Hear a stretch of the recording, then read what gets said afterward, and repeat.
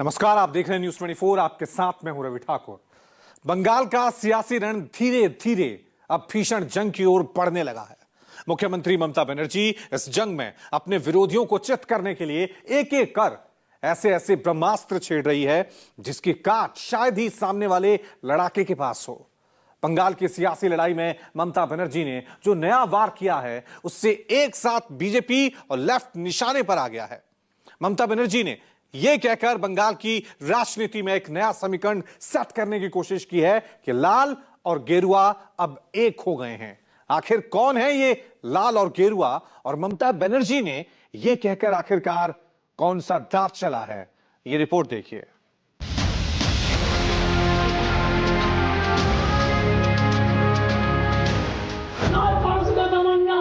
आज हमारा दिल में है, देखते हैं जोर किसका खुदी को कौन बुरा लिखना कि हर तकदीर से पहले खुदा बंदे से खुद पूछिए बता तेरी रोजा क्या है। हमारा रोजा ये है कि हम सबको लेके चलेंगे, सबका साथ रहेंगे।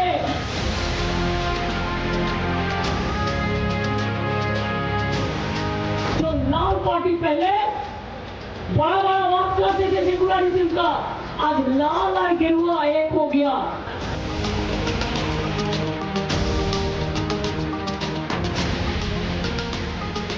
ममता बनर्जी अपीजमेंट की पॉलिटिक्स करती है और सीपीएम भी अपीजमेंट की पॉलिटिक्स करती है। सीपीएम और ममता बनर्जी एक ही साथ है, एक ही सरकार है।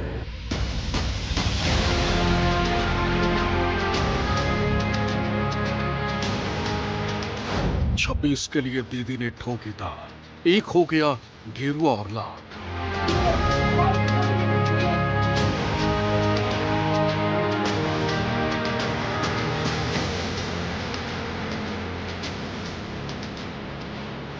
ईद पर ममता के होगा, चौका मारेंगी अब की बात।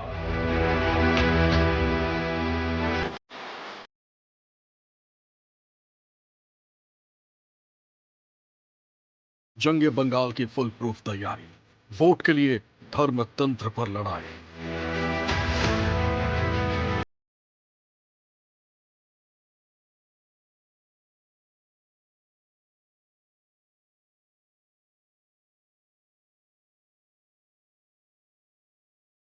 अपना अपना वोट बैंक मजबूत करने।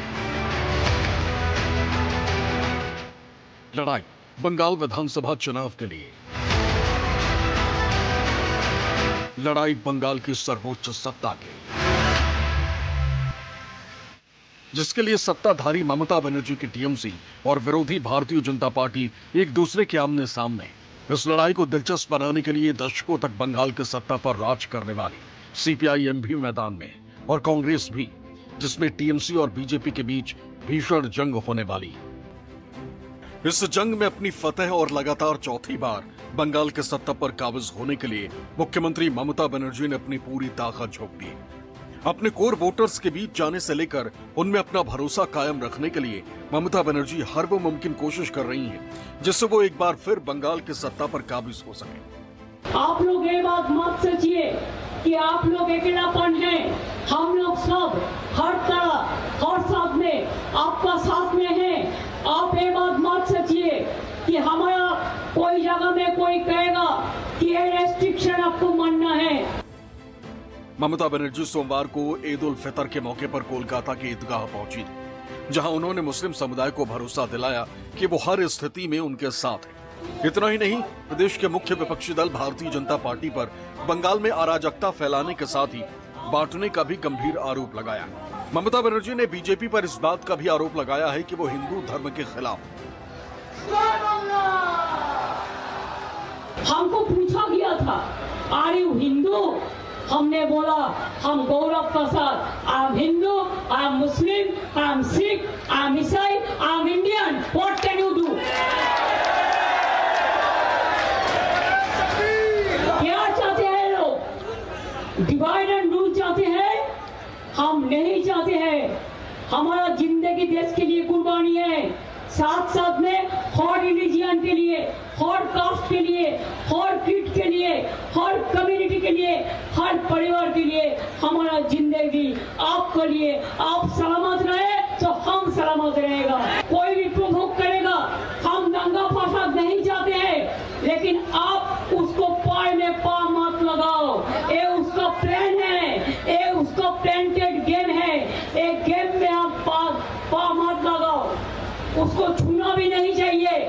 अगर वो आपको कुछ कहे तो आपको मालूम होना चाहिए कि दीदी है हमारा साथ, हमारा अभिषेक है हमारा साथ, चावल है हमारा साथ, हम लोग का साथ पूरा सरकार है। आप ये बात मत सोचिए कि आपको कोई कुछ कर सकता है। हम रामकृष्ण का धर्म मानता है, स्वामी विवेकानंद को धर्म मानता है, लेकिन हम जानबूझ के एक गंदा धर्म जो इसने बनाया, जो एक जुमला पार्टी ने बनाया, वो धर्म को हम नहीं मानता है। वो तो हिंदू धर्म का खिलाफ में है और हिंदू ने आपको खिलाफ में नहीं है और क्रिश्चियन आपका खिलाफ में नहीं है।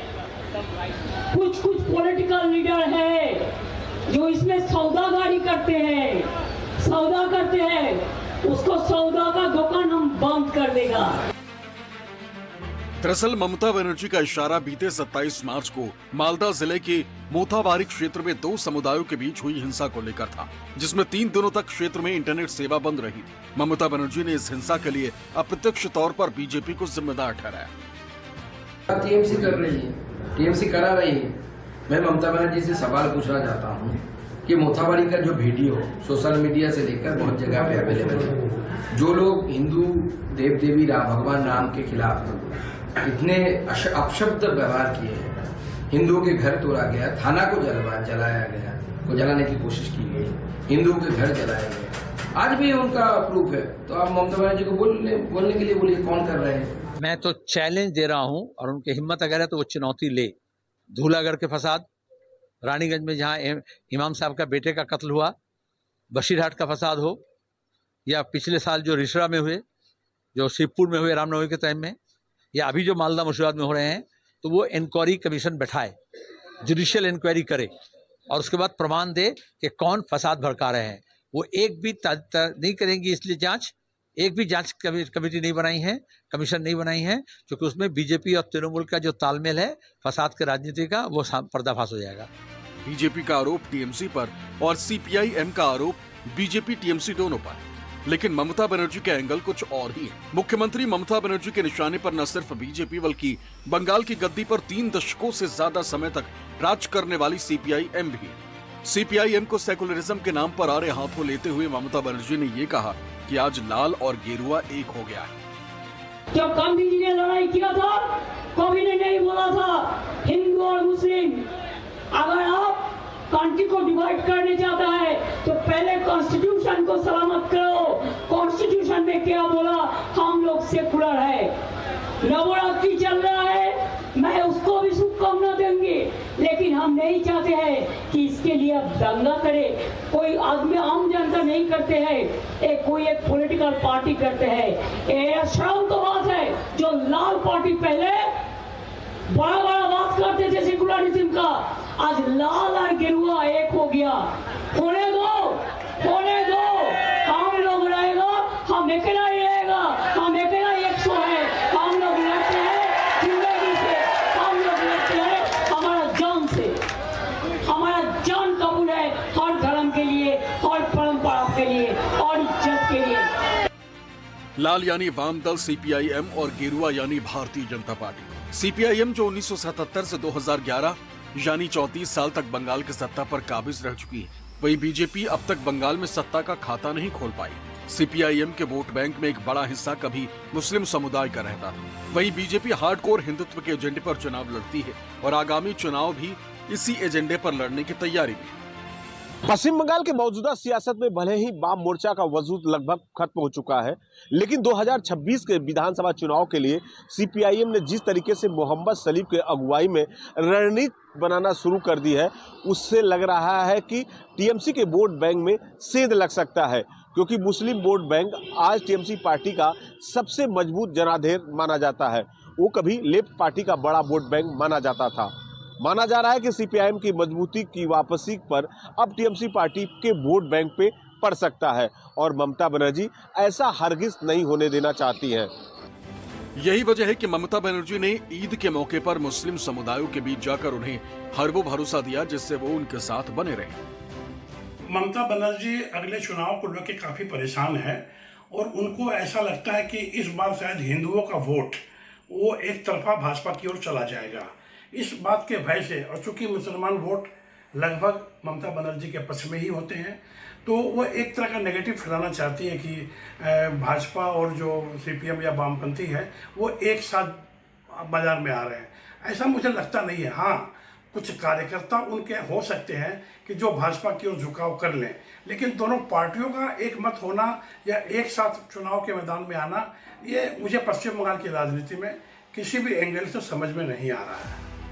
हालांकि वो अलग बात है कि ममता बनर्जी के आरोपों पर पलटवार करते हुए बीजेपी ने ये कहा कि टीएमसी और लेफ्ट एक है, जबकि लेफ्ट पार्टी सीपीआईएम ने कहा है कि बीजेपी और टीएमसी एक है। देखिए, ममता बनर्जी अपीजमेंट की पॉलिटिक्स करती है और सीपीएम भी अपीजमेंट की पॉलिटिक्स करती है। सीपीएम और ममता बनर्जी एक ही साथ है, एक ही साथ है। शुभेंदु अधिकारी कौन है? वो भी तो तृणमूल ही है ना। अभी बीजेपी में गए, जुमा 8 दिन हुआ है, फिर वापस भी जा सकते हैं। तो ये बंगाल के राजनीति को और यहाँ के संस्कृति को ध्वंस करने के लिए, यहाँ की मेल मिलाव की जो भाव है उसको खत्म करने के लिए ये बीजेपी और तृणमूल का मिली भगत है। और उसमें तृणमूल के नेता की हैसियत से जिस तरह से शुभेंदु की भागीदारी थी, उस तरह से बीजेपी के नेता की हैसियत से भी वही भागीदारी है। खैर, इस पूरे सियासी बयानबाजी के जड़ में मुस्लिम वोट बैंक को माना जा रहा है, जो इस वक्त ममता बनर्जी का सबसे मजबूत वोट बैंक है। ममता बनर्जी अपने इस वोट बैंक को किसी भी हाल में खुद से छिटकने नहीं देना चाह रही, इसलिए वो बीते 17 मार्च को बंगाल में मुस्लिमों के सबसे बड़े धर्म स्थलों में से एक फुरफुरा शरीफ का भी दौरा कर चुकी है। फुरफुरा शरीफ में बंगाल के मुस्लिमों की सबसे बड़ी आस्था है, लिहाजा मुस्लिम वोट बैंक का इससे गहरा जुड़ाव है। प्रदेश के तकरीबन 12 जिलों में फुरफुरा शरीफ का प्रभाव माना जाता है, जिसमें मुर्शिदाबाद, मालदा, उत्तर दिनाजपुर और बीरभूम शामिल है। राज्य की 294 विधानसभा सीटों में से 54 सीटें इन 4 जिलों में आती हैं। जाहिर है, इन जिलों के विधानसभा सीटों पर मुस्लिम वोटर ही किसी पार्टी के प्रत्याशियों का भविष्य तय करते हैं। पिछले 3 विधानसभा चुनावों में फुरफुरा शरीफ का समर्थन ममता बनर्जी के टीएमसी को रहा है, जिसका फायदा भी ममता बनर्जी को बखूबी मिला है। लेफ्ट फ्रंट सरकार के समय इसी दरगाह की मदद से ममता बनर्जी ने सिंगूर और नंदीग्राम जैसे बड़े आंदोलन कर सत्ता हासिल की। साल 2011 में ममता बनर्जी की धमाकेदार जीत के पीछे भी फुरफुरा शरीफ का अहम योगदान माना जाता है। अगर हम 2009 के चुनावों से देखें तो साफ झलकता है कि मुस्लिम वोट बैंक ममता बनर्जी के साथ रहा है और इस मुस्लिम वोट बैंक की बदौलत ममता बनर्जी लगातार टीएमसी को पश्चिम बंगाल में आगे बढ़ाने में सफल भी रही। हालांकि इस बीच प्रदेश के मौजूदा मुख्य विरोधी दल भारतीय जनता पार्टी का वोट बैंक भी लगभग 40% के आसपास पहुंच चुका है। ऐसे में इस बार ममता बनर्जी कोई कोर कसर नहीं छोड़ना चाहती। इतना ही नहीं, ममता बनर्जी की नजर अपनी परंपरागत मुस्लिम वोट बैंक के साथ साथ हिंदू वोटर्स पर भी है। यही वजह है कि इससे पहले ममता बनर्जी बीजेपी को गेरुआ कॉमरेड के नाम से भी संबोधित करते हुए तंज कस चुकी है, जबकि बीजेपी इस बार हिंदुत्व के रथ पर सवार होकर पूरी कोशिश में है कि हिंदुओं का एकमुश्त वोट बीजेपी को ही मिले, जिससे पार्टी प्रदेश की सत्ता में आ सके। इसके लिए बीजेपी कभी ममता बनर्जी के सबसे करीबी माने जाने वाले शुभेंदु अधिकारी की अगुवाई में इस बार भी पूरी ताकत के साथ मैदान में उतरने वाली है। समाज को तोड़ा है ममता बनर्जी। और राम मंदिर उद्घाटन का दिन कलकत्ता में मार्च निकला था, ठीक, जो मृत्यु कुंभ बताई हिंदू विरोधी सरकार। हिंदू हित के लिए जो करना चाहिए करूंगा। एक शुभेंदु का मौत होगा तो 1 करोड़ हिंदू शुभेंदु निकल के आएगा। বিবেকানন্দের হিন্দু ধর্মকে ওরা ভুলিয়ে দিচ্ছে, ওরা বহিরাগত হিন্দু ধর্মের নামে হিন্দু ধর্মের বদনাম করছে, অসম্মান করছে। আর তপশিলি জাতিদের ওরা ইলেকশনের সময় ভোট নেয়, আর ভোট নিয়ে যাওয়ার পরে তারা বাবা সাহেব আম্বেদকরের ফটো তুলে দেয় দিল্লির পিএমের অফিস থেকে। লজ্জা করে না? মিথ্যে কথা বললেন মমতা ব্যানার্জি কমিউনাল, তাই সবে বরাতে 2 দিন ছুটি দিয়েছেন। উনি জানেন না ওনারা মিথ্যে কথা বলার আগে 14ই জানুয়ারি আমি 2 দিন ছুটি দিয়েছিলাম, তার কারণ একদিন ছিল সবে বরাতের ছুটি আর একটা দিন ছিল পঞ্চানন বর্মার জন্মদিন। আরে ভুলে গেলে চলবে? আমরা সর্বধর্ম ভালোবাসি, কোনটা করি না? দুর্গাপুজোয় কতদিন ছুটি দিই? কি কমরেডরা? बीजेपी के এখন আমি বলবো কমরেড, गेरुआ कॉमरेड। मुसलमान वोट उनका जेब में तो है ही है। अभी वो चाहते कि हिंदू वोट से भी बीजेपी के हाथ से कोई खिसक के उनके पास चले जाए। इसलिए ज्यादा हिंदुत्व की बोली वो बोल रहे हैं, चाहे मंदिर हो, चाहे बगाड़ा पर चंडी पाठ हो, चाहे कभी कहते हैं कि मैं ब्राह्मण हूँ। ये वगैरह वगैरह कहते हुए हिंदुओं को लुभाना चाहते हैं, क्योंकि उनका मन के अंदर एक सोच है कि मुसलमान वोट जब तक बीजेपी है उनके पक्ष ज्यादा रहेंगे, ज्यादा सब नहीं, ज्यादा से ज्यादा उनके पास रहेंगे। तो इसके लिए मुसलमान वोट के लिए उनका कोई फिक्र नहीं है, उनका फिक्र है हिंदू वोट के लिए। ये बीजेपी और टीएमसी के बीच ये सांप्रदायिक ध्रुवीकरण की जो जंग, इसका घमासान हो रहे हैं। अब ऐसे में सवाल उठता है कि क्या भारतीय जनता पार्टी जिस तरह से अब की बार पूरी तैयारी के साथ हिंदुत्व के एजेंडे पर बंगाल के चुनावी रण में उतरने वाली है, उससे ममता बनर्जी को हिंदुओं के एकजुट होने का आभास हो गया। धर्म की राजनीति हर दल कर रहे हैं, चाहे कोई भी दल हो, वो एक धर्म को लेकर के आगे बढ़ते हैं और एक वोट बैंक की राजनीति करते हैं। अब यहाँ लोगों के दिमाग में ये बात बैठ गई है, और खास करके जब से बांग्लादेश की घटना घटी है तो यहाँ हिंदुओं को इस प्रकार का भय हो गया है कि अगर इस बार हम भाजपा को नहीं लाते हैं तो शायद बांग्लादेश वाली स्थिति यहाँ पैदा हो जाएगी। इसलिए ममता बनर्जी के इस बयान पर मुझे नहीं लगता कि हिंदू वोट कोई तवज्जो देंगे। हालांकि वो अलग बात है कि ममता बनर्जी बीजेपी का सबका साथ सबका विकास के नारे में खोखला बताते हुए अपनी विचारधारा को उससे ऊपर मान रही। साल परसों का तमन्ना आज हमारा दिल में है, देखते हैं जोर किसका बाजुए का दिल में है। हम सोचते हैं खुद ही को कौन बुलंद इतना कि हर तकदीर से पहले खुदा बंदे से खुद पूछे, बता तेरी रोजा क्या है। हमारा रोजा ये है कि हम सबको लेके चलेंगे, सबका साथ रहेंगे। आपका झूठा जुमला स्लोगन सबका साथ सबका विकास, और कोई देख के माइनॉरिटी को देख के अब पिछाते हैं। कोई जगह में कोई माइनॉरिटी होता है, कोई मेजोरिटी होता है। मेजोरिटी का एक धर्म होता है माइनॉरिटी के प्रोटेक्शन करना, और माइनॉरिटी को धर्म होता है मेजोरिटी को साथ रहना, एक साथ में रहना। यही हमारा परंपरा है। मैं तो ये हमारा जिंदगी का आवाज है। मैं जिंदगी देने के लिए तैयार है, लेकिन इडियोलॉजी तोड़ने के लिए तैयार नहीं है। बहरहाल ऐसे में देखना दिलचस्प होगा कि बंगाल में अभी से ही जिस तरह ममता बनर्जी और बीजेपी अपने अपने चुनावी फायदे के लिए हिंदू मुस्लिम के एजेंडा सेट करने में लगी है, उसका रिजल्ट पर कितना असर पड़ता है। Bureau report, news 24। देश के दूसरे राज्यों की अपेक्षा बंगाल की राजनीति काफी अलग तरह की है। यहां जात पात से ज्यादा धर्म के नाम पर सियासत होती है, खासकर मुस्लिमों के नाम पर। मुस्लिम वोट बैंक के लिए यहां की सियासी पार्टियां पूरी एड़ी चोटी का जोर लगा देती हैं। आखिर क्यों? आखिर क्या है मुस्लिम वोटों का समीकरण, और पिछले कुछ चुनावों में इसका क्या असर रहा है, इस रिपोर्ट में देखिए। हमारे नीतीश जी ने ठीक ही किया। 90 से 2005 तक क्या किया लालू यादव की सरकार ने? हत्या, अपहरण, फिरौती, डकैती और लूटपाट का एक इंडस्ट्री यहां पर चलाया, जिसने बिहार को बर्बाद करने का जातीय नरसंहार चले, सत्ता पोषित भ्रष्टाचार चला, और पूरे बिहार में चारा घोटाला कर बिहार को देश और दुनिया में बदनाम करने का काम लालू प्रसाद यादव की सरकार ने किया।